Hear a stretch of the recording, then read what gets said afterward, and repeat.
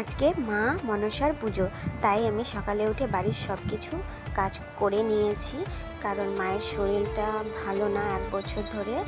তারপরে আমি পুজোর জোগাড় দিয়ে নিয়েছি, কারণ পুজোটা মা করে।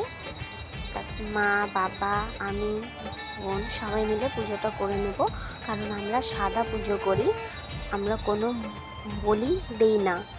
আর এইভাবেই পুজো করি আমরা। গত বছরে পুজোটা দিতে পারিনি। তোমরা তো সবাই জানো যে আমার ছোটো ভাই হারিয়ে যাওয়াতে আমাদের কালা ছুত ছিল, তাই জন্য পুজোটা করতে পারিনি। এই বছর আবার দেওয়া হয়েছে।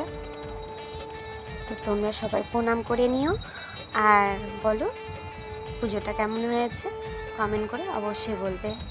জয় মা মনসা, জয় মা মনসা, জয় মা মনসা।